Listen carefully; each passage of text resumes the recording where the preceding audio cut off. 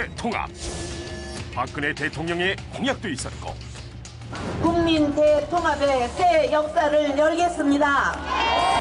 위원장도 있었던 것 같고 전라도와 경상도가 하나되자 화개장터 같았던 그 약속.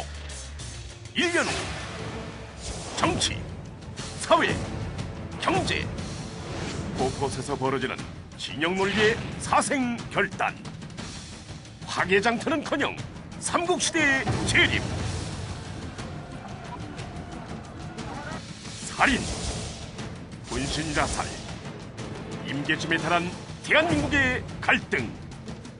뉴스 콘서트의 특집기획 일부. 2014 위기의 대한민국, 국민 대분열 시대를 논합니다.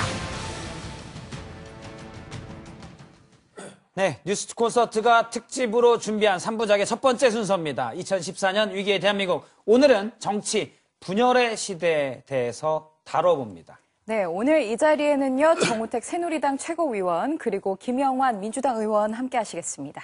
안녕하세요. 안녕하세요.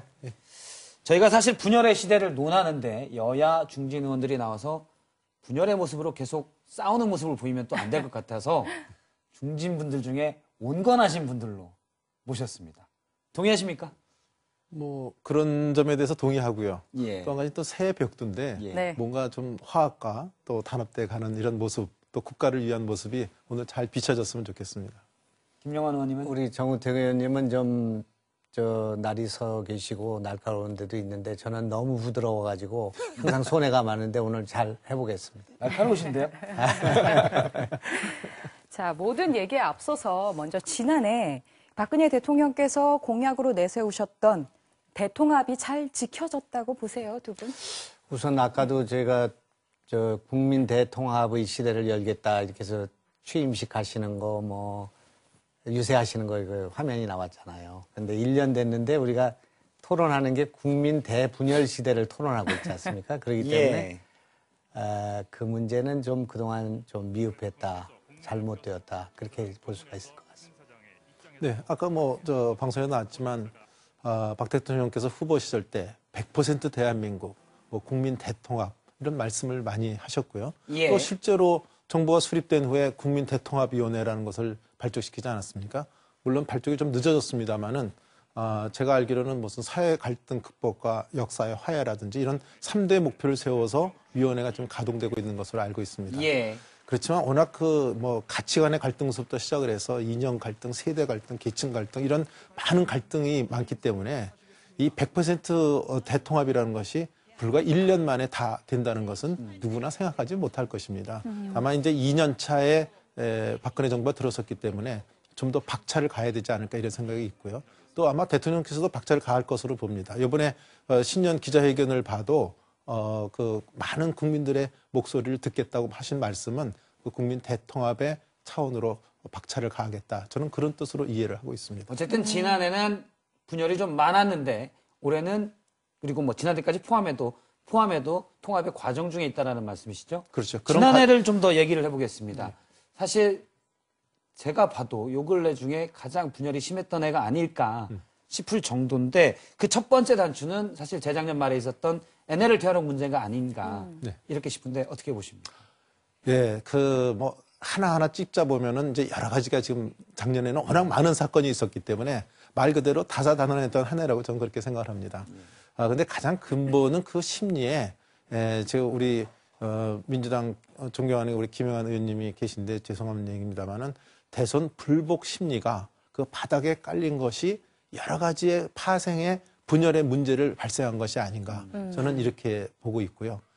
또 한 가지 가장 중요한 것은 이따 좀 더 얘기를 하겠습니다만은 가장 중요한 것은 그런 것이 예전에도 있었어요. 예전에 노무현 대통령 때도 사실 야당이 된 한나라당이 좀 노무현 대통령을 인정하지 않으려는 이런 일부 기류도 좀 있었고요. 네. 또 사실 MB 대통령 또 이명박 대통령 때도 MB 아웃이라든지 또 MB 하야 이런 것으로 해서 촛불 시위가 벌어졌던 것도 있었기 때문에 그런 모습이 있었지만 한 가지 좀 다른 모습은 대선에 패배한 분들이 되게 정치 일선에 그다음에 물러났습니다. 92년에 김대중 대통령 조금씩 잘라서 하시죠. 예. 여기까지는 연결이 돼. 그 마무리를 지어주시죠. 예. 이건 좀 긴데. 그래서, 하여튼 어쨌든 간에 문재인 후보가 당사자인데도 물러나지 않고 그 핵심의 중심에 있었다는 것이 또 지금 와서는 대선 불복의 어떤 그 자서전도 내는 것으로 봐서는 여기에서 다시 또 분열이 생기는 게 아닌가 이렇게 생각합니다. 우선 뭐 그 말씀 드리기 전에 아까 우리 정우택 최고께서 말씀하시는 가운데 100%의 대통령 되시겠다 그렇게 얘기했는데 그게 생각이 나요. 100% 대한민국. 네. 그 이제 야당이 그때 이제 금융위기가 오니까 99%대 1%의 그 예. 99%의 그 정권을 만들겠다 이렇게 얘기했을 때 1%까지 포함하는 100%의 국민 통합을 이루겠다고 얘기를 했는데 지금 생각해 보니까 참 까마득한 얘기처럼 생각이 됩니다. 그리고 국민 통합해서 탕평하시겠다고 인사에서 탕평하고 영혼함이 없는 그런 거 나라를 만드시겠다고 했는데 그동안 인사나 이런 걸 보면 너무 지역 차별이나 이런 게 현격하게 드러나서 여러 가지 사태가 심각하구나 하는 생각이 들고요. 지금 그 정우택 의원님 말씀하신 대선 불복 심리 있지 않습니까? 이거는 정말 우리 정치사회에 없어져야 된다고 생각합니다.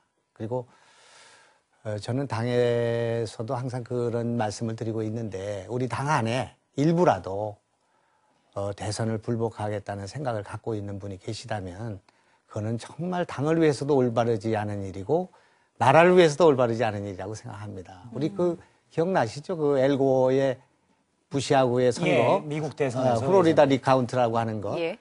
50만 표 더 받았거든요, 엘고어가. 그런데 대의원 5명이 부족해가지고 선거에 졌지만은 깨끗하게 승복하고, 그래서 미국 민주주의를 살리지 않았습니까? 그렇게 해서 나중에 뭐 노벨 평화상도 받고 하셨습니다만은 그런 면에서 우리가 지난 대선에서 패배하고 민주당이 대선 불복 심리를 가지고 그걸 가지고 자꾸 시비를 거는 일은 잘못된 일이라고 생각하고요. 우리 당 안에 그런 논리와 그런 생각을 갖고 있는 분들이 있으면 잘못된 거라고 생각합니다.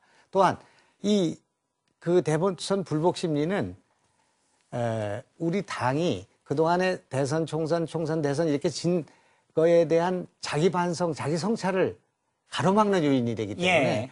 지금도 우리가 국민의 지지를 받지 못하는 요인이 되고 4년 후에도 집권하지 못하는 이유가 된다고 생각합니다. 그래서 네. 그것은 잘못된 논리라고 생각하고요. 또 그런 면에서는 우리 정우택 최고위원 말씀에 대해서 동감이지만 역시 이제 지난 그 1년 또 돌아보면 너무나 많은 이제 누가 먼저라고 할 수 없는 NLL 문제부터 시작해서 종북 논쟁 또 지금 국정원 사태 예. 관련된 문제 이런 것들은 대선 불복 심리로 갈 수 있는 그런 사안이긴 하지만은 그 발단은 거기에서 있었던 것이 아니라 국가기관의 선거 개입이라고 하는 우리가 정말 용납할 수도 없고 네. 이해할 수도 없는 일들이 벌어졌기 때문에 생긴 일이었다. 예. 근데 지금 좀 얘기가 반복이 됩니다만은 굉장히 중요한 지적이십니다. 역시 제가 야당에서 굉장히 그 합리성 측면에서는 예. 우리 존경하는 우리 김 의원님 지적을 잘 해주셨는데, 아까 지금 그 고가 2000년에 그 승복한 거라든지 또 그 앞에도 있어요. 96년에 밥돌이라고 그 상원 의원이 예. 그 대선에 패배한 후에는 정치권에서 사라지는 이런 좀 모습을 보였거든요. 근데 미국만 그런 게 아니라 우리나라도 그래왔어요. 아까 말씀 잠깐 드리다가 시간이 없다고 해서 했지만 92년에 김대중 대통령도 대선에 패배하시고 바로 영국행으로 정계 은퇴 선언을 하고 영국으로 가신 적이 있고요. 2002년에 이해창 그 후보도 57만 표가 졌거든요. 예. 그러고서는 바로 정계 은퇴하셨습니다. 하루 만에. 근데 요번에 이 문제가 있는 것은 만약 그 당사자가 저렇게 계속 그 대선 불복의 얘기를 하게 되면은 요번에 문재인 후보는 48%라는 지지를 받지 않았습니까? 그 48% 지지자들이 과연 자기가 지지했던 후보가 저렇게 불복을 한다는데 그 진영 결집에 같이 갈 수밖에 없고 크게 보면 국론 분열을 갈 수밖에 없다.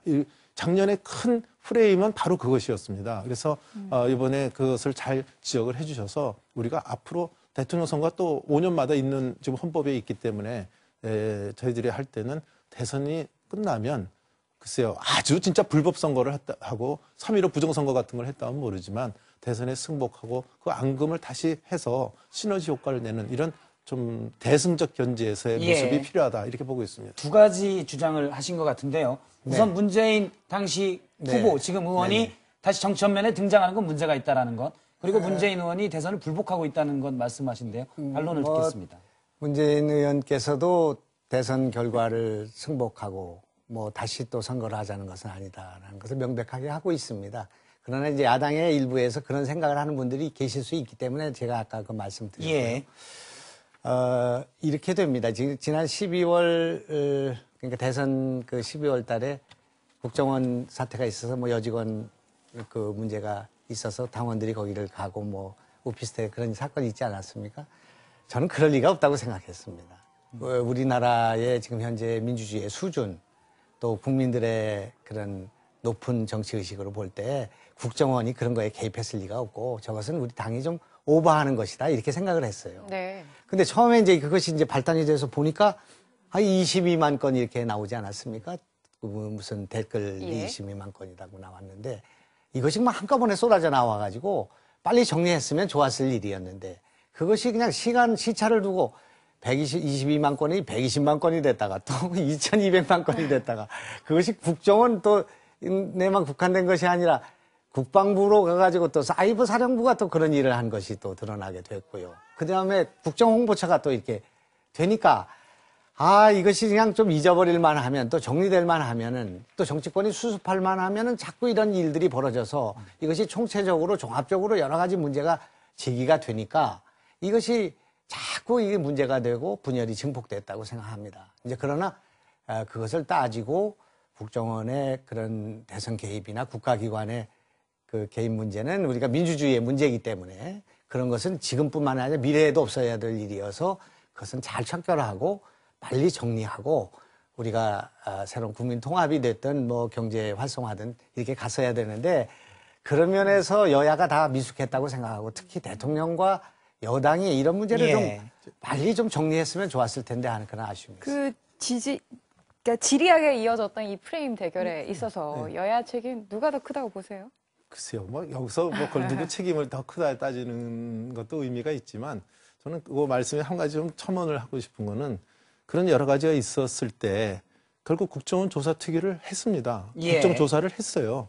근데 거기서 또 뚜렷한 성과가 야당 입장에서는 아마 잘 안 나타난 것으로 저는 보이니까 그다음에 결국 또 장애투쟁이 이어졌고 또 장애투쟁 후에 또 뭐 나중에 또 특검 얘기가 다시 나왔고 그래서 결과적으로 어떻게 지금 매듭이 젖었느냐 뭐 완전히 매듭 젖은 건 아니지만 작년 연말에 국정원법 그 특위를 만들어서 국정원법을 개정하는 것으로 해서 다시는 이런 일이 일어나지 않도록 하자. 그래서 지금 그 국정원법이 저번 때 1차, 2차로 나눠서 2월 말까지 이제 활동을 합니다만은 1차 활동한 것에 대해서는 저번 때 법안이 통과가 됐습니다. 그래서 결과적으로는 이렇게 됐고 앞으로 이제 전반적인 수사 결과가 나왔을 때 과연 정부가 어떻게 이것에 대해서 합리적으로 처리하느냐에 따라서 특검은 그 후에 여러 가지 수사 결과가 최종적으로 나오고 재판 결과가 나온 뒤에 보자. 그래서 그건 아직 정치권에서 숙제로 남겨놨습니다만은 하여튼 결과적으로 이 과정까지 오는데 너무 긴 시간을 소모한 게 아닌가 작년 1년을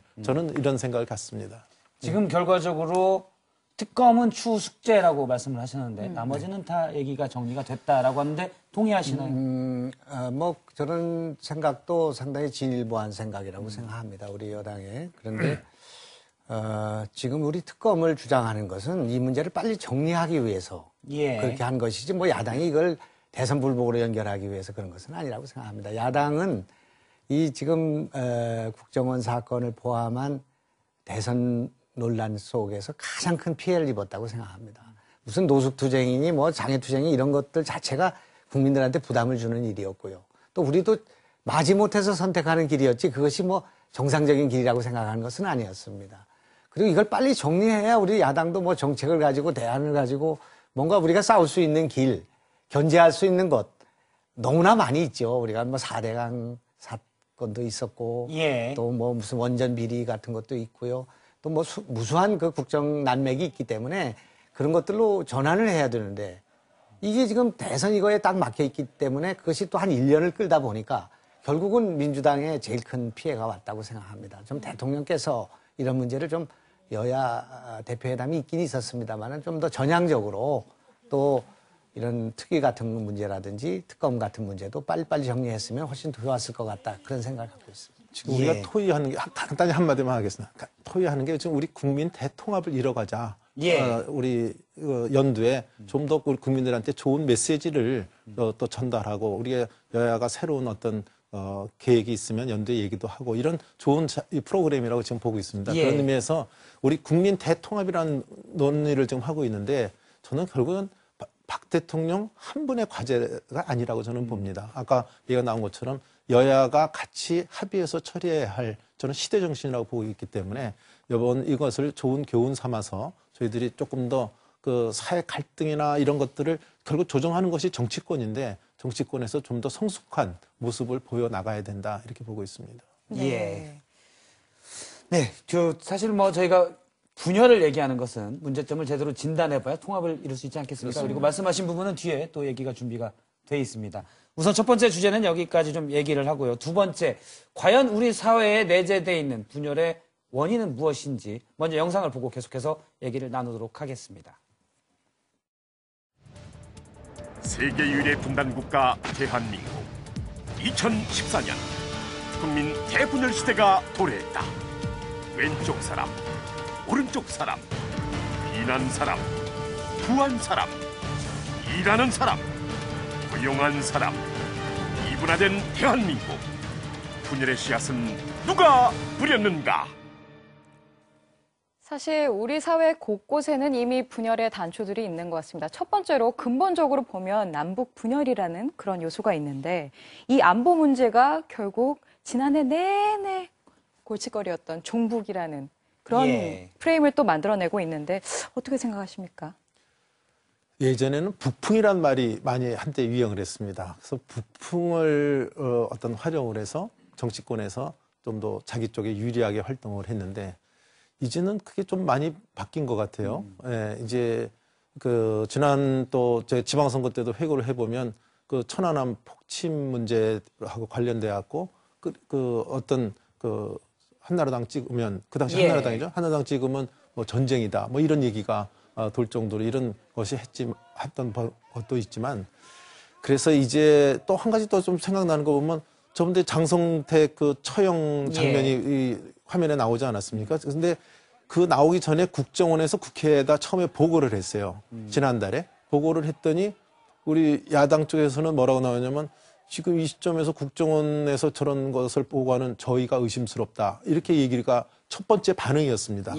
그렇지만 바로 그 북한에서 그 끌려나가는 그 정치국 회의에서 끌려나가는 장성택 사진이 나오면서 그 말은 또 없어졌단 말이죠. 그래서 이게 북한 무슨 안보 문제가 나오면 이게 정치적으로 우선 유불리를 따져서 이 말을 하는 예전에 그런 관습이 있었는데 또 작년에 조금 그런 모습이 보였지만 안보의 상태를 안보야말로 지금 북한같이 저 유일 왕조 체제 같이 하고 또 심지어 고모부까지 죽여야 권력이 유지되는 저런 북한 체제 또는 그 종북 세력들이 말이죠. 북한을 찬양하는 이런 그 종북 세력 사회 곳곳에 있는 이런 우리 현실에서 봤을 때는 이 튼튼한 안보야말로 정말 여야가 같이 분열을 해서는 안 될 분야가 아닌가. 그래서 안보만큼은 여야가 합심해서 처리해야 되고 또 해결해 나가야 되는 숙제다. 이렇게 생각합니다.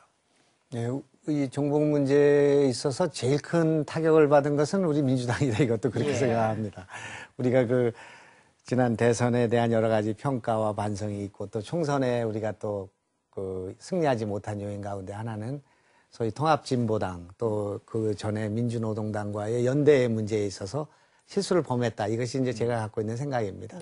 그분들은 뭐 종북을 뭐 찬성하는 사람은 없었지만 종북이 섞여 있었지만 결과적으로 보면 그렇지만 그분들이 주장하고 있는 여러 가지 사안들과 우리 민주당이 가고 있는 강령이나 원칙과는 상당히 괴리가 있었는데 이것을 한꺼번에 통합하려고 한다거나 그걸 너무 그 차별성을 쉽게 생각한 데서 지난번에 민주당에 표를 주려고 했던 사람들 가운데서 이 통합진보당과의 연대 문제를 보면서 좀 유보했던 사람들이 우리가 과반수를 얻지 못하는 이유가 됐다고 보고요.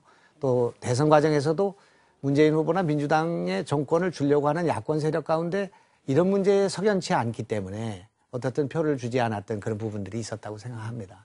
그런 면에서 최근에 이제 민주당이 그런 문제에 있어서 일정한 선을 긋고 우리가 그런 문제에 대한 차별성을 분명하게 하게 된 것은 참 바람직한 일이라고 생각하고 예. 이 문제를 좀 일찍 정리했더라면 우리 3자 토론에서 왜 이정희 그 후보께서 저 박근혜 대통령을 떨어뜨려 나왔다 네네. 이렇게 할 때 제가 그 선거 캠프에다 얘기했습니다. 그때 그렇게 하면 안 된다고 문재인 후보께서 꾸짖어야 된다. 예. 그 우리 국민의 지지를 받는 대통령 후보를 그렇게 예의를 지키지 않고 하는 것은 우리가 동의할 수 없다는 것과 또 통합진보당 또는 진보 세력과는 우리가 일정한 차별성, 이를테면 주한미군 철수 문제라든지 또는 무슨 그 재벌 해체 문제라든지 우리가 용납할 수 없는 또 이해할 수 없는 그런 부분에 대해서 차별성을 분명히 드러냈으면 우리 문재인 후보가 당선될 수도 있는 그런 기회가 있지 않았을까 저렇게 생각하거든요. 이제 그런 면에서 종북 문제에 대해서는 크게 보면 우리 국민들의 합의가 있었고요. 또 여야가 또 같이 그 이석기 체포동의안 같은데 공감대를 형성하게 된 것, 이런 것들은 지난해에 전체적으로 볼 때는 국민적 여러 합의가 있었다고 봐야 되는 거 아닌가 이렇게 생각합니다. 사실 뭐 피해자인 건 뭐 어느 정도 많은 사람들이 공감을 하겠는데 지금 말씀은 민주당 전략도 좀 잘못됐다라는 반성 부분이 많으셨는데 그렇습니다. 우리 대선 전략의 상당 부분은 지금 그 우리 당에 대한 여러 가지 그 비판은 굉장히 정우택 최고위원님께서 잘 지적을 하시는 것 같아요. 저 비판을 굉장히 지금 자제하고 있습니다. 근데 해주시죠. 예. 왜냐하면 우리 김 의원이 굉장히 합리성을 가지신 예. 분입니다. 그래서 제가 굉장히 좋아하는 분인데 지금도 다시 이정희 그때 당시 후보 얘기를 하셨는데 제가 그 TV 토론 보면서 바로 그랬습니다. 문재인 후보가 그 자리에서 당신 그러면 안 된다는 얘기를 꾸짖었으면 아마 표 몇 퍼센트는 더 얻었을 거다. 뭐 당선되는 건 제가 잘 모르겠습니다만은 하여튼 그런 지적을 하는데 지금 똑같은 생각을 저랑 했다는 것이 저는 아주 오늘 놀라운 저는 생각을 갖고요. 놀라운 게 아니라 우리 당의 대부분의 다 생각하시니까요. 근데 이제 제가 조금 우리 김영환 의원만 그런 줄 알았습니다. 여당에 중론이라고 대해서 하십니다. 예. 조금 이제 근원적으로 얘기를 해보면 종북 세력이 언제 발생했는가. 제가 되게 1970년대 운동권 출신인데 1980년 광주항쟁 이후에 이것이 대학가에서 많이 소위 자민투, 민민투 논쟁이 있었고요. 그렇게 해가지고 소위 종북이라고 할까, 친북이라고 할까, 이런 세력들이 주사파라는 것이 운동권에 출연하게 됐죠. 그 바탕은 전두환 노태우 정권의 그 폭압적인 군부 정권에 대항하는 과정 속에서 북한으로 기울어졌던 젊은 세력들이 형성이 됐던 거죠. 그것이 이제 점점 민주화가 진행되면서 굉장히 소멸됐는데 일부 남아있는 세력들이 있었고요. 이제 그 세력들이 그런 진보 정당 내에 있었는데 그것과 연대하는 과정 속에서 민주당이 상당히 타격을 받게 됐다고 생각합니다. 근데 이것을 조금 그 말씀이 조금 동의하지 않아서 그거는 동의하지 않아요. 동의 안 되세요? 요번에 야권 연대에서 해갖고 뭐 민주당이 그 손해를 봤다 뭐 이런 말씀을 하시는데 뭐 나름대로 일리가 있기 때문에 말씀을 하시는 거라 이렇게 생각합니다. 그렇지만 저는 지난번 총선 때 야권 연대를 통해서 사실 민주당이 숙주 노릇을 했습니다. 요번에 종북 세력들이 들어온 계기를 만들어준 것은 저는 민주당이라고 봅니다. 종북 세력들이 어떻게 들어왔습니까? 결국 야권 연대라는 미명하에서 해갖고 공천 안 하는 바람에 들어올 수가 없는 사람들이 들어와서 13명이나 들어와 있는 거 아닙니까? 통합진보당은 다 종북 세력이고 민주당과 연대를 통해서 하여튼 지금 통진당이 입성을 하게 됐다라는 말씀이시죠. 통진당이 지금 그 민주적 기본 질서에 위배됐다는 혐의를 갖고 지금 헌법재판소에 심판 청구가 돼 있는 상태이기 때문에 제가 그런 점에서 말씀을 드린 겁니다. 그래서 저는 요번에 아까도 얘기 나왔지만 그 이석기 그 체포 동의안을 할 때 무려 31명이 그 이석기 체포에 대해서 반대하는 물론 기권까지 포함을 해서 그런 표시가 나왔단 말이에요. 우리 300명 국회의원 중에 거의 10% 이상이 좀 거기를 비호하는 세력이 있는 게 아닌가 이런 생각을 가질 수밖에 없지 않습니까? 그래서 이것에 대해서 내 결론만 한마디 하면 이번 이 기회에 우리 토론 나왔을 때 우리 존경하는 김영환 의원한테 제가 제안을 하면 민주당에서도 제일 야당다운 올바른 정당을 가려면 단연코 종북 세력과 단연코 결연한다. 앞으로는 다시 그런 종북 세력과는 연대라든지 결연한다는 것을 오늘 이 자리에 얘기해 주시면 아마 민주당은 지지도가 엄청 올라갈 것으로 저는 어떻게 기대합니다. 끊어내야 될까요? 우선 우리 정우택 의원님하고 저 고향이 같습니다. 예. 네. 제가 충북 괴산 출신인데 괴산 진천 음성에서 국회의원 2번 하셨어요. 충청도 사람들을 가리켜서 좀 양반이라고 그러는데 그 숙주 같은 말이잖아요. 그런 말을 좀 안 하시면 좋겠어. 같은 표현을이라도 그렇게 되면 우리 민주당이 무슨 이 숙주가 돼버리는 건데 예. 이제 그런 표현보다는 조금 더 품격 있는 말을 쓰시면 좋겠다 하는 그런 생각이 들고요. 숙주 말고 뭘 쓸까요? 그러니까 뭐 민주당이 그런 교도보가 됐다든지 숙주라는 말을 왜 썼냐? 그렇게 자꾸 말꼬리를 잡으면 얘기가 길어져요. 저도 나는 우리 김 의원하고 그런 얘기는 안 하려고 그러는데 여기서 그런 얘기 하는 자리가 아니기 때문에 그 정도로 새누리당이 반박을 하지 굉장히 않겠습니다. 좋아하셔요. 그런 얘기들을. 그 민주당은 어떻게든지 그렇게 돼가지고는 잘 대화가 안 된다고 생각합니다. 소통의 방식은 좀 역지사지해주고요. 예. 또 이렇게 품격을 지켜주는 게 좋겠다고 생각하고요. 근데 이제 어떻든 제가 그 얘기하려고 하는 것은 그 종북 세력이 그렇게 이제 사회 경제적인 배경에서 이제 출현이 되게 됐는데 이번에도 이제 국민적인 기반이 완전히 상실됐다고 생각합니다. 종북 그 사태 이석기 그런 것들이 오히려 무슨 통합진보당이 그 국민적인 지지를 또 여론을 확산시킨 것이 아니라 완전히 물이 사라져버린 이런 상황까지 왔다고 생각합니다. 근데 이거를 그 새누리당이 이제 다루는 과정에서 약간 오버하고 있는 것들이 있는데 그냥 둬도 재판이 진행되고 지금 진행되고 있지 않습니까? 재판 결과가 나오고 그렇게 해서 선거를 통해서 당연히 이것이 소멸될 것입니다.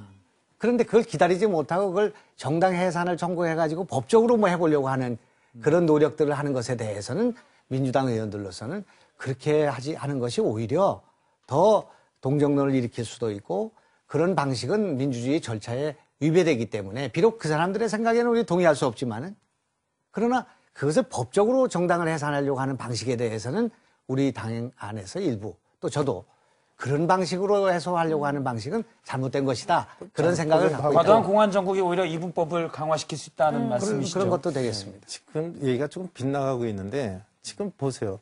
같이 조금 절연하는 모습을 보였어요.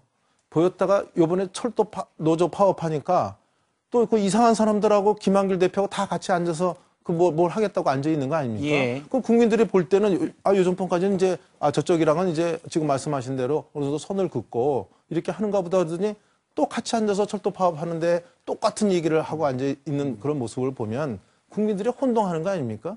혼동이 오면 지금 우리 주제대로 분열이 오는 겁니다. 국론 분열이 오는 거예요. 그래서 저는 이 헌법 또 이 재판 청구한 것에 대해서도 논란을 하면 이거 갖고도 1시간 이상 토론해도 모자랍니다. 그러니까 이거는 일단 정부가 우리 헌법에 정한 민주적 기본 질서에 위배됐다고 얘기를 한 겁니다. 지금 예를 들면 어저께 수원지법에서 그 이석기 그 재판이 있었습니다. 어저께 처음으로 녹취가 틀어졌다는 거예요. 예. 거기 보면 이제 진짜 이석기 의원의 목소리가 나오는데 거기 북의 행위는 애국적인 북의 모든 행위는 애국적인 것이다. 여러 가지 지금 상상을 못할 발언들이 나오고 있단 말이죠. 그런 정당에 있는 사람이 하고 있는 정당에 대해서 정부가 당연히 헌법에 정한 민주적 기본 질서에 위배되는 정당이라고 판단이 됐기 때문에 그거를 헌법재판소에서 과연 이런 거냐 판결을 해달라는 거. 그걸 갖고 비판을 한다 그런다면 어떤 이 헌법의 기본 질서에 위배되는 것도 가만히 있으라고 그러면 그게 법이 제대로 집행되는 국가겠습니까? 네, 두 분께 여쭤보고 싶은 게요. 이 문제는 예. 저 헌법재판소의 예. 네. 판결에 맡겨보는 것이 좋겠다 이렇게 생각합니다. 그러니까 그렇게 맡겨보고 거기 이제 결정에 따라야 되겠습니다만은 그러나 우리 생각에는 이게 선거를 통해서 해소하는 것이 좋겠다는 생각이고요. 또 이석기 그 재판에서 무슨 녹취록이 나왔는지 모르겠습니다만 우리 헌법은 어떻든 무죄 추정의 원칙이 있고요. 아직 판결이 나오지 않았기 때문에 우리가 종북보다 더 중요한 것은 자유민주주의적인 가치, 헌법의 정신을 지켜야 된다고 생각합니다. 예. 이것이 무너지고 나면요, 우리가 종북 아니라 더 심한 것들이 밀려올 수가 있기 때문에 우리 입장에서는 이제 그런 원칙을 가지고 비록 그 사람들의 생각에는 동의할 수 없지만은 그러나 우리가 그런 사람들을 관용한다는 것이 아니라 그것은 재판의 법치에 근거해서 헌법과 같이 근거해서 해야 된다는 것입니다. 지금 우리가 장성택 그 처형에 대해서 우리가 아마 온 국민들이 아마 충격을 받았을 거라고 생각합니다. 지금 프랑스 파리에 가면은 그 광장에서 불란서 대혁명기에 그 혁명이 일어나고 난 뒤에 하루에 7,000명 내지 8,000명이나 되는 국민들의 목을 단두대로 자르지 않았습니까? 예. 우리가 반대파를 그렇게 죽이고 숙청하는 그런 전통이 과거에도 많이 있었고요. 우리 역사에도 있고요. 사약을 내리고 뭐 그런 게 많이 있지 않았습니까? 그러나 이제 민주주의는 우리가 반대하는 사람을 선거에 나가서 졌다고 해서 그 사람의 목을 자르거나 그 사람을 압살하거나 제압하거나 그런 것이 아니라 다 같이 선거가 끝나고 나면 통합하고요. 그것을 비적대적인 관계로 대체해 나가는 그런 제도 아니겠습니까? 네. 그런 면에서 우리는 그런 가치를 존중하는 거죠. 볼테르의 얘기를 할 것도 없이. 그 말씀에 대해서는 이의가 없어요. 그러니까. 지금 종북 세력을 얘기하는 겁니다. 그러니까 종북 세력이라 할지라도 반대파라고 그래서 뭐 목을 칠까 그건 민주주의 국가에 있을 수가 없는 얘기죠. 종북 세력이기 때문에 그 사람들은 다 재판도 받지 않고 종북 세력이기 때문에 그렇게 단죄하고 우리가 언론 여기에 와서 그 사람들에 대해서 그렇게 얘기하고 또 그런 정당을 해산할 수 있다는 생각을 가져서는 안 되고. 해산할 수 있다는 게 아니죠. 재판소에다가 그 청구를 해서 헌법재판소의 판단을 하는 거죠. 그러니까, 아니 그렇게 그러니까 따진다면 헌법에 민족 기본 질서에 위배된다는 혐의를 정부가 분명히 갖고 있는데도 제소하지 말라는 얘기랑 같게 들리기 때문에 그러니까 제가 지적을 한 거고. 정부 여당이 지금 종북 세력에 대해서를 그거 무죄 혐의 추리할 때까지 가만히 있어야 된다. 거기 나온 다음에 해야 된다. 뭐 정치적으로 그렇게 주장할 수도 있습니다. 당시에 있었던 주장이 뭐 1심 재판, 이석기 의원의 1심 재판도 끝나지 않았는데 네. 통진당 자체를 통일시에서 해산 심판 청구를 하는 게 맞느냐라는 논란이 당시에 있었습니다. 절차적으로. 그렇죠. 그거에 대해서는 또 양론이 있을 수 있으니까 그거는 저는 그렇지만 민족 기본 질서에 위배됐다고 정부는 판단을 했다. 예. 그래서 그것을 제소를 했으니까 지켜보자는 거고 또 조금 김영환 의원님 말씀대로 정치적으로 조금 좀 두고 보고서 하지 뭐 이렇게 빨리 하냐 뭐 이렇게 얘기도 있었기 때문에 이거 갖고 지금 오래 얘기할 건 아니라고 봅니다. 그러니까 종북 세력을 법으로 가리든 선거로 가리든 어쨌든 종북이라는 것이 정치 안으로 들어와서 자꾸만 이어지다 보니까 사실 정작해야 되는 통일에 대한 고민은 너무 없었던 거 아닙니까? 통일 시대로 간다고 하면서요.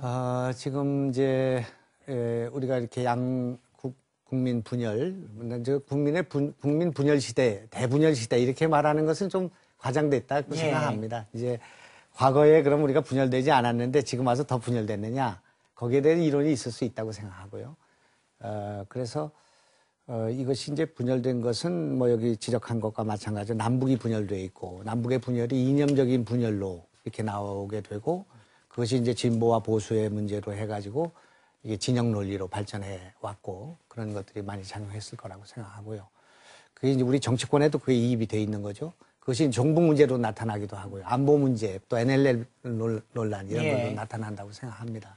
그래서 이제 이런 문제들에 대해서 우리가 이걸 치유하고 극복하고 또 어떻게든지 이걸 통합해내는 노력이 필요한데 그런 면에서는 상당히 진화해 왔다고 생각합니다. 또 그것을 제일 통합하고 제일 치유해야 될 최고의 정점에 있는 지도자가 이제 대통령이라고 생각합니다. 대통령이 최근에 뭐 원래 들어와서 그 신년 기자회견 같은 거 하시는 거 1년 걸렸지만 잘 하신 거라고 생각합니다. 좀 자주 하셔야 된다고 생각합니다. 예. 또 어제도 보니까 비록 여당 의원들만 불러서 밥 잡수고 오셨습니까? 어제? 그래서 잘 먹고 왔습니다. 자주 좀 하셨으면 좋겠습니다. 예. 또 야당도 불러서 좀 그 대화하시고요. 그렇게 하시지 않겠습니까? 네, 그렇게 네, 하면 좀 좋겠습니다. 봅니다. 그래서 이런 과정을 통해서 대통령의 일거수일투족은 또 국민들이 보는 하나의 또 모델이 되는 거니까요. 그렇게 대통령께서 우선 소통하는 노력 또 대화하려고 하는 그런 자세를 보이는 것 중요하다고 생각하고 또 여당 또 지금 최근에 제가 생각할 때는 두 개의 큰 변화가 있습니다. 연말에.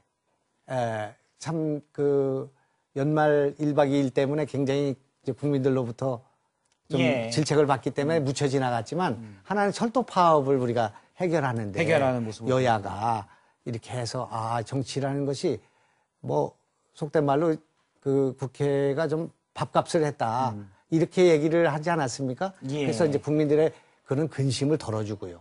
또 거리에서의 투쟁, 국민들의 갈등, 분열을 정치권이 와서 수습해주는 그런 역할을 해야 된다는 것을 보여준 것이죠. 그럴 때 예. 박수를 받을 수 있다는 거예요. 또 좀 해를 넘기긴 했습니다만은 예산안이 합의로 통과가 됐고 또 법안이 우여곡절 끝에나마 이렇게 합의가 되고 또 의결되게 된 것은 진일보한 것이다 이렇게 봅니다. 지금 분열을 해결하기 위해서 역시 대통령의 소통이 중요하다고 하셨는데 어제 만찬 갔다 오셨는데 소통 좀 되셨습니까? 네, 어제는 좀 대통령께서 다른 모습도 좀 보이셨어요. 무슨 말씀을 좀 하셨나요? 같으면 이제 그 좌석에 앉은 다음에 대통령이 입장하셔서 뭐 이제 그 소위 눈도 마주치고 저 이제 대통령 말씀도 듣고 이렇게 하는데 어제는 그 일일이 악수를 하면서 대화를 하셨어요. 그래서 만찬 시간이 한 40분 늦어졌습니다. 당초보다. 그러니까 개별 이렇게 얘기를 하시는 모습을 보이는 것은 굉장히 그 소통에서 변화가 있었다 이렇게 되고요. 대표 최고위원이신데, 대표는 아니고 최고위원이신데 네. 어떤 얘기 하셨습니까? 박근혜 대통령과. 어떤 당부가 저는 있으셨어요? 뭐 글쎄 하여튼 최고위원도 당직을 맡고 있어서 네. 그런지 저는 뭐 한 5초도 얘기 안 했습니다. 그런데 하여튼 새해가 되셨으니까 저는 건강하시고 또 금년에 2000년도 계획 세우신 것들이 다 만사여의하게 이루어지기 예. 바란다 이런 저는 덕담을 드렸고요. 또 대통령께서도 저보고 새해 복 많이 받으시라고 이런 그 간단한 대화만 했습니다. 근데 아마 뒤에서 하신 분들은 점점 대화가 길어지고 사진도 예. 찍으시고 그래서 어제 좀 그 굉장히 그 원외위원장, 당협위원장들도 이렇게 왔습니다만은 그 당협위원장들도 굉장히 어제 흡족해서 저는 귀가했다고 이렇게 보고 있습니다. 올해부터는 좀 바뀐 모습을 대통령께서 보여주시려고 노력을 하시는 것 같은데 사실 지난해는 좀 아니었고요. 그건 사회에서 많은 사람들이 다 공감하는 부분이었고. 그래서 저도 사실은 최고회의에서 가끔 예. 제가 쓴소리를 해서 좀 하셨죠. 좀 뭐라 그럴까 좋지 않게 보일지 모르겠습니다만은 대통령께서 그동안 사실은 취임하신 후에 기자 간담회라든지 국민과의 소통, 직접적인 그런 회견을 통한 소통이 없었습니다. 그래서 이걸 연초에 하셔야 된다. 또 저번에 철도 파업 때도 대국민 간담회를 통해서 철도 이것을 왜 개혁해야 되는지를 총리 말씀도 못 듣겠다, 장관도 못 믿겠다고 하니까 대통령께서 직접 국민들을 설득시키는 방법밖에 없지 않냐. 예. 그런 얘기를 제가 말씀드린 적이 있는데 아마 이번에 소통의 차원에서도 금년 연두 기자회견은 아주 잘하신 거다. 저는 이렇게 생각합니다. 지난해 불통에 대해서는 야당에서 할 말 많으실 것 같은데요. 저기 대통령이 아마 그 신년 기자회견 하시고 기분이 좋으실 것 같아요. 무슨 통일이 대박이다 이런 말도 좀 그 대박이 나신 것 같고 또 예. 막내자가 됐습니다. 통일했죠, 이- 예. 저는 뭐 새로웠던 게 청와대 그 퇴근하셔서 뭐 하시나 궁금했는데 보고서 읽으신다고 예. 그리고 그 진돗개가 2마리 있구나 그런 것도 알았고요. 그래서 다 국민들이 훈훈했다고 생각하고요. 네. 그런 대통령의 모습을 보고 싶어 하시니까 이번에 본인이 할까 말까 하시다가 하셨는데 또 반응들이 좋고 또 그래서 국민들은 또 그런 걸 원하는구나 하는 생각을 가지니까 또 우선 여당 의원들 불러다가 밥도 먹이고 그렇게 하시는 거 아닌가 하는 생각이 드는데 자꾸 격려해 드려야 된다고 생각합니다. 예. 소통이 또 다른 소통을 낳을 거라고 생각합니다. 근데 이제 제가 좀 걱정하는 것은 소통이라는 것이 원칙을 관철하는 소통이 돼야 된다는 그 말씀이 있잖아요. 그걸 어제 오늘 곰곰이 생각을 해봤습니다. 근데 이 소통이 민주주의고요. 또 소통이 원칙입니다, 이게. 소통이 되지 않으면 그 어떤 그 정책도 개혁도 또 국민 통합도 이루어질 수가 없기 때문에 소통이 그냥 하나의 그 수단이 되는 것이 아니라 예. 이것이 그 정보화 사회의 가장 유효한 방법일 뿐만 아니라 목적이 되어야 된다고 생각합니다. 네. 그러니까 소통이 되지 않으면 모든 것이 다 무로 돌아갈 수가 있기 때문에 대통령께서 뭔가 원칙을 관철하는 소통만 하시려고 생각하지 말고 소통을 할 때는 우선 나와 다른 사람과의 소통이 의미가 있는 거 아니겠습니까? 예. 그러니까 지금 정우택 최고위원님 같은 사람하고 이렇게 소통하시는 것보다는 저 같은 사람하고 소통하는 게 조금 더 나을지 모르겠어요. 또 저보다 입장이 좀 반대쪽에 있는 반대선 사람들과의 이견이 있는 예. 사람. 그래서 그런 사람들의 말씀을 좀 들으셔야 될 거라고 생각합니다. 그래서 민주주의라는 것이 제가 이제 신년시에다 써놨는데 절대 관철한다는 거 있잖아요. 제압한다는 거 있잖아요. 예. 그리고 완승한다는 거, 완패한다는 거, 완봉승이라는 거 유현진이만 하면 되고요. 대통령 아니라 누구도 지금 그 말씀하시는데 예. 완성과 완패는 어렵다고 생각합니다. 그런 면에서 대통령께서는 완성이 있으면 소통이 아닌 거다. 이견이 있는 사람들의 얘기를 들으시고 조금 대통령의 생각을 다 바꾸시라는 예. 것이 아니라 조금씩 바꿔나가는 것이 필요하다. 이렇게 지금 그 말씀에 대통령이 뭐 완성을 원하고 뭐 관철을 뭐 시키고 박 대통령이 그런 분이 아닙니다. 잘 그 박 대통령의 인품을 저는 모르고 말씀하시는 거 감히 그렇게 말씀을 드리고요. 대통령도 집권한 대통령으로서 좀 하고 싶은 일들이 있지 않습니까? 예. 그래서 이거는 잘하는 거는 야당도 좀 칭찬도 해주고 격려도 해주고 법안도 통과시켜주고 이래야지 모든 것을 이렇게 발목을 잡으면 소통이 되는 겁니까? 난 장애투쟁 나간 것 자체가 벌써 우리 여야 간에도 소통이 안 되고 장애로 나가는 거 아닙니까? 소통이 잘 되면 왜 나가겠습니까? 그러니까 예. 대통령한테만 그렇게 주문할 것이 아니고 정말 그 여야 간에 정치권은 여의도에서 저는 이루어져야 된다고 봅니다. 대통령은 물론 정치하시는 의미도 많이 있지만 좀 국정을 좀 제대로 이끌어가는 정책을 제대로 집행해주는 이런 모습이 저는 더 보기 좋다고 보고요. 우리 정치권이 오히려 소통의 장은 여기서 해야 된다. 대통령이 그 많은 오늘 제가 최고에서 이런 얘기도 했습니다. 대통령이 이렇게 한 건 좋은데 우리 여당 쪽에서는 그러면 어떻게 소통을 해야 되는지도 해야지 대통령한테만 다 소통을 맡길 거냐. 예. 그러면 당 대표가 말이죠. 대통령하고 원래 회의도 한번 하면서 당의 의견도 전달하는 그러면 당 정간에 하는 모습도 국민들이 볼 수가 있고 고위 당정 협의 같은 것도 해서 총리와 장관하고 또 여기 당의 수뇌부들이 해서 당정 청간에 머리를 맞대고 현안을 논의하는 모습을 볼 때 국민들이 야 당정청이 저렇게 소통을 하고 있구나 하는 모습도 볼 수 있는 거 아닙니까? 앞서 이제 김영환 의원께서 지적하셨던 거는 아마 그제 대통령 신년 기자회견에 있었던 문구 중에 하나인데요. 법과 원칙에 근거한 소통, 떼쓰는 것과 소통하는 건 아니다. 그런데 이제 김영환 의원께서는 그것도 소통해야 된다. 뭐 이렇게 저는 해석을 했는데 맞습니까? 아니, 거기에 대해서는 어떻게 보십니까? 법과 원칙에 어긋나는 소통을 해야 된다는 것에 예. 대해 대통령의 말씀을 정면 부정하는 건 아니고 예. 이제 그런 것을 너무 소통이라는 건 수단이고 원칙이 따로 있다고 생각을 한다면 대화가 안 된다는 것이죠. 이를테면 예. 지금 이제 그 원칙이 뭐냐에 대해서 여러 가지 생각이 있을 수가 있습니다. 민주당이 생각하는 원칙이 법과 원칙도 사람마다 다를 수 있다는 그렇습니다. 말씀이시죠. 아까 뭐 우리 통합진보당을 어떻게 뭔가 국민들의 판단에 맡길 것인가에도 이견이 있지 않습니까? 예. 이제 그런 면이 있는데 제가 한번 예를 들어 보겠습니다.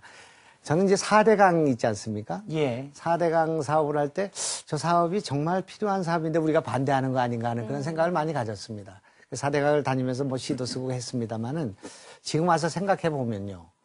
이명박 대통령께서 4대강 하시려고 하고 우리 이제 반대했는데 그 소통이 잘 됐으면 저 영산강 같은데 아니면 낙동강 가운데 일부 구간만 먼저 좀 4대강 그 수질 개선 사업이라고 예. 할까 이렇게 보를 만들어서 이렇게 하는 그런 4대강 사업을 해가지고 야 이게 그 효과가 있구나 생각을 하면 좀 더 점진적으로 넓혀갔다고 하나 그렇게 했으면 좋았을 텐데 지금 박근혜 대통령께서 저 수자원 공사를 포함한 그 공공기관 부채의 상당 부분이 또 저 4대강 때문에 생긴 거 아니겠습니까? 예.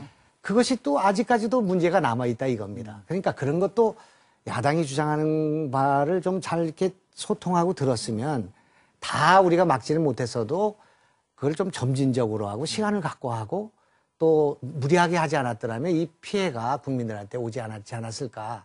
원전 비리를 20년 전부터 제가 계속 주장을 했습니다. 예. 우리나라의 원전이 이렇게 그 공개된 장소에서 이렇게 감시를 받지 못하고 비판과 견제를 받지 못하는 원전 마피아의 이런 시대 속에서는 틀림없이 부정과 비리가 싹틀 수밖에 없다 이렇게 얘기를 해왔는데 이 국회는 물론이고 정부는 우리 이제 김대중 정부 노무현 정부를 포함해서 말씀드리는 예. 겁니다.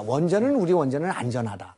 그리고 절대로 그런 일이 없다. 그렇게 얘기를 해왔지만 지금 와서 보면 그 비리가 있었던 게 드러나는 거 아니겠습니까? 그러니까 원칙도 뭐 사람마다 조금씩 다르게 볼 수 있다. 네. 예를 들어서 뭐 교과서 논쟁 같은 경우도 네. 다른 시각들이 있어서 또 이게 거칠게 부딪히는 거 아니겠습니까? 그런 그렇습니다. 말씀에 대해서는 어떻게 보십니까? 지금 국정교과서 얘기를, 국정교과서 아니라 교과서 문제 갖고 얘기를 하셨는데, 교과서 문제도 결국은 저는 뭐 짧게 얘기를 한다고 한다면, 그 학생들이 이제 역사를 배워야 되는데, 역사를 배울 때 그 지필자가 말이죠. 어떤 이념적 편향에 의해서 좀 편향되어 있는 그 어떤 역사학자가 그것을 쓰는 것을 배운다 그런다면 대한민국 국민들이 배울 때 어떤 교과서 배운 사람하고 우리 같은 학생 시절 때 배울 때 전혀 다른 것을 배우고 잘한다 그런다면 저는 그건 문제가 있다고 봅니다. 그러니까 저는 역사는 사실을 그대로 해주고 또 나중에 자란 학생들한테는 그래서 저는 이 문제에 대해서는 오늘도 저도 최고위원회에서 얘기를 했습니다만은 아마 대통령도 오늘 뭐 무슨 어디 가셔서 비슷한 얘기를 하셨다고 제가 듣고 있습니다만은 이것만큼은 좀 국정교과서 문제로 다시 돌아가는 것이 저는 어떻겠느냐. 우리 당에서도 좀 신중하게 논의를 해볼 필요가 있다. 이런 얘기를 제안을 했습니다만은. 짧게 요거 하나만 여쭤보겠습니다. 다음 주제를 또 넘어가야 돼서 아까 이제 법과 원칙에 따른 것도 사람마다 다를 수 있다. 그래서 좀 더 듣고 뭐 이런 부분에 대해서는 어떻게 생각하시는지요? 법과 원칙에 따라서 더 많은 걸 듣는. 법과 원칙에 대한을 보는 시각도 네. 사람마다 가치관마다 다를 수가 있으니까요. 네. 그거는 뭐 사회는 다양성의 사회고 또 현대 사회는 또 사회적 갈등이 없을 수가 없습니다. 그렇지만 이것을 어떻게 그 공통된 가치관으로 이것을 잘 엮어가느냐가 그것이 성숙된 전 민주주의의 척도라고 보고 있기 때문에 그 문제에 대해서는 다른 시각에서 보는 것에 대해서는 저는 그건 다양성의 사회로 좋다고 보고요.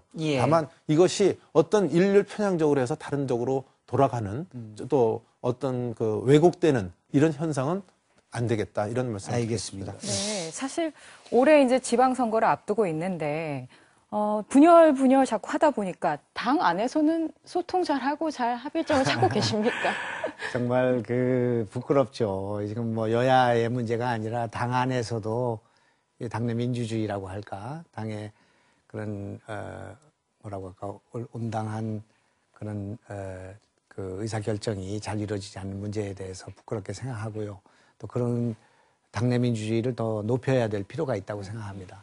그래서 어떻든 국민들이 그 논의하고 평가하는 생각과 당이 결정되는 내용들이 같아야 된다고 생각합니다. 비교적 같아야 된다고 생각해요. 근데 국민들은 그렇게 생각하지 않는데 당은 또 일부의 생각 때문에 끌려가는 그런 문제가 생기게 될 때 국민들의 지지가 떨어지고 또 여론이 악화된다고 생각합니다. 예, 알겠습니다.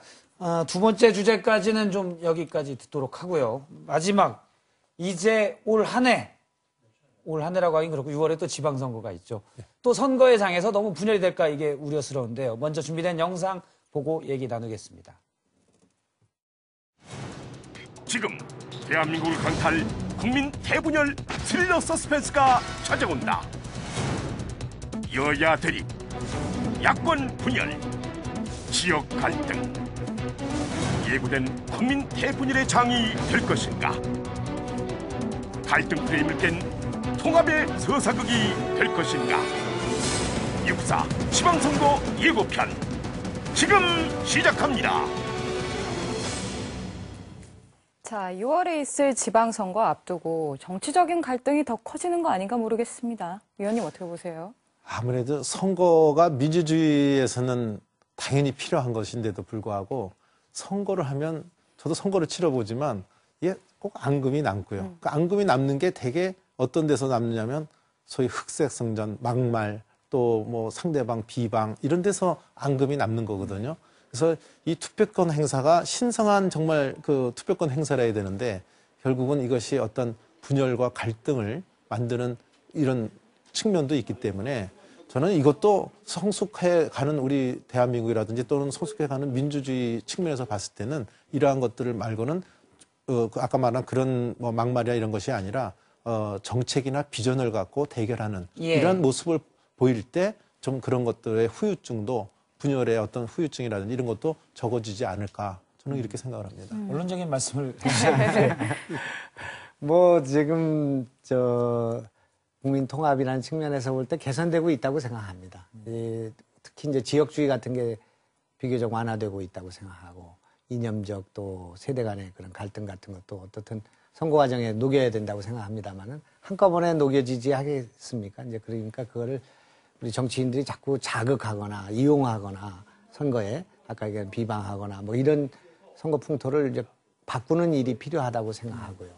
그리고 이제 근본적으로는 이제 국회에서 많이 얘기가 나오고 있습니다만은 선거에서 이긴 사람들이 승자로 독식하는 그 구도 있잖아요. 예. 이 지금 대통령 직선제 문제, 예. 단임제, 이 문제, 헌법 개정 문제가 공론화가 필요한 일이 아닌가 하는 생각이 들고요. 또 조금 이따 뭐 얘기가 나오겠습니다만은 근본적으로 양당제로 갈 수밖에 없는 선거 구도를 갖고 있잖아요. 소선거구제. 예. 그리고 또 영호남에서는 사실 뭐 선거가 없고 공천이 당선인 이런 구도가 그동안 오랫동안 만들어져 뭐 왔습니다. 선거는 그냥 지리학이다. 예, 이런 예. 얘기도 그렇게 있었습니다. 된 분들이 국회에서 국민들의 전반적인 평가하고는 다른 주장을 하는 사람들이 생길 수가 있죠. 꼭 그런 것은 아니지만 그렇기 때문에 이런 그 뭔가 선거제도, 공천제도 또 이런 그 헌법적인 그런 제도가 이 진영 논리를 만들고 또 양극단을 자꾸 양산해내는 그런 구조가 있는 거 아닌가 하는 그런 생각을 갖고 있습니다.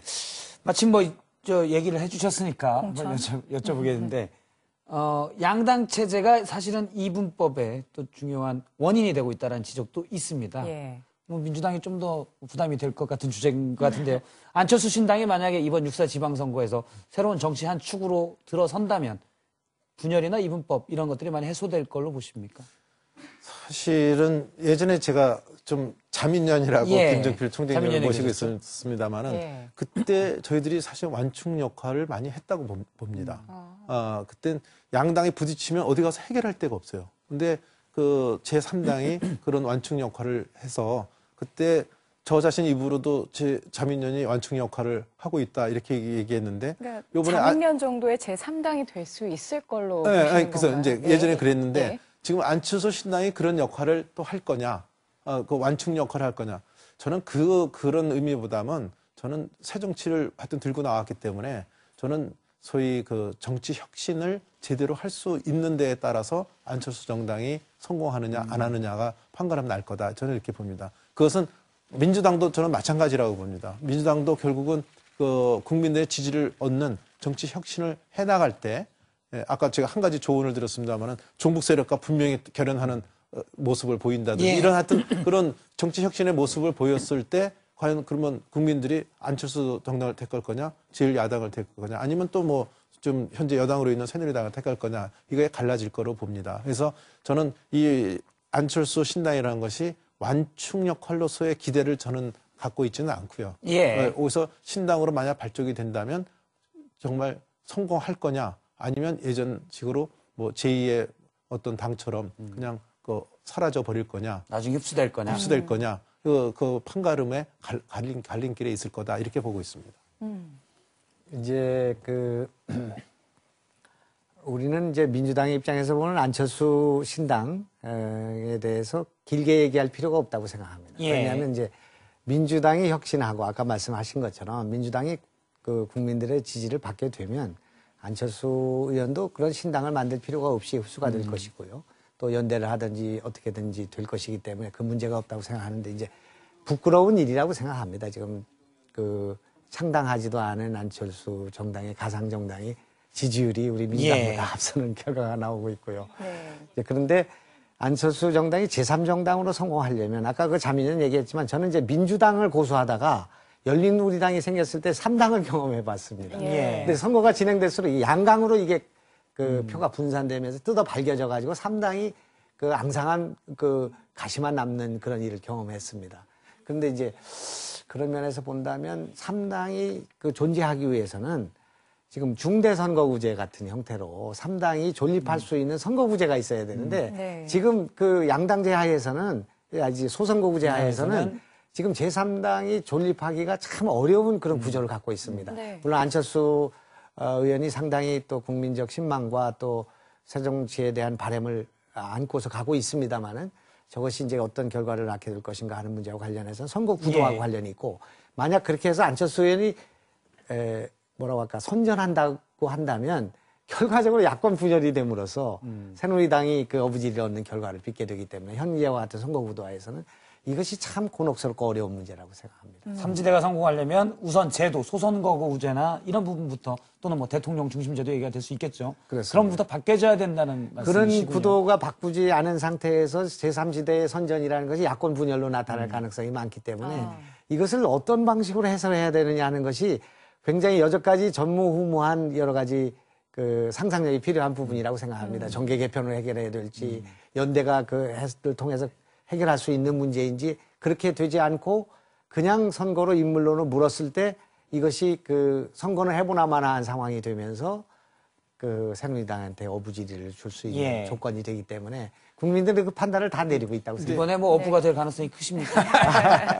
근데 한 가지 그 재미있는 것이 제가 이렇게 보면은 지금 인물이나 모든 측면으로 보면 민주당에 훌륭한 분들이 많이 계십니다. 지금 우리 뭐 김영환 의원님도 계십니다만 하여튼 많은 의원님들이 그 민주당에 훌륭한 의원님들이 계신데 사실 상대적으로 안철수 뭐 신당도 아니지만은 지금 몇 분 가 계신 분들 보면 제가 보기에는 훨씬 민주당에 예. 훌륭한 분들이 많은데도 지지도 보면 이게 올라간단 말이죠. 그래서 저는 그 원인을 제가 우리 민주당에 함부로 얘기하는 건 아니지만 민주당이 그 원인을 잘 분석을 해야 된다고 봅니다. 저는 지난 1년 동안에 대선 예. 후에 1년 동안의 그 과정에서 거기서 또 새로운 모습을 보였다 그런다면 아마 안철수 씨가 미국에서 돌아와서 저런 행동을 할 수가 없을 거라고 봅니다. 예. 민주당 지지도가 그렇게 알겠습니다. 높아갔다면. 그래서 새누리당에 대한 그런 것도 좀 자가진단도 듣고 싶은데 시간이 없어서 네, 마지막으로 짧게 예. 좀 여쭤보고 싶은 게 대분열의 시대에서 이제 대통합의 시대로 가려면 어떻게 해야 될까요? 소통도 그렇고 통합도 그렇고요. 역지사지해야 된다고 생각합니다. 이게 우리 민주당은 뭘 잘못했나, 또 우리 정치는 뭘 잘못했나, 그리고 국회는 어떻게 돼야 될 것인가에 대한 자기 반성과 성찰을 위해서 대화를 하고 소통을 해야만이 대화가 이루어질 수 있다고 생각합니다. 예. 위원님은요? 저는 그 역시 우리나라의 헌법의 기본은 두 가지입니다. 하나는 자유민주주의를 우리가 추구하고 있고요. 하나는 시장 경제주의를 추구하고 있습니다. 그래서 자유민주주의라 그래서 자유라는 것이 방만하게 흐르는 것이 아니고 자유에는 반드시 책임이 따르는 것입니다. 그래서 우리 국민들 스스로가 어떤 일을 할 때 그 자유와 책임을 분명히 지는 이런 모습을 보이면 저는 성숙한 단계로 갈 수 있다고 보고요. 특히 아까 저는 종북 세력을 자꾸 얘기합니다만 예. 자유민주주의에서 우리가 그 문제만큼은 단연하게 우리가 지켜나가야 된다. 여야가 그런 점에 대해서는 국민과 같은 공감대를 형성해 나갈 때 저는 발전해 나갈 수 있다 이렇게 봅니다. 네. 오늘 두 분 말씀 여기까지 듣겠습니다. 뭐 분열하지 않아서 그림이 좋았던 것 같습니다. 고맙습니다. 고맙습니다. 고맙습니다. 아쉽지만 오늘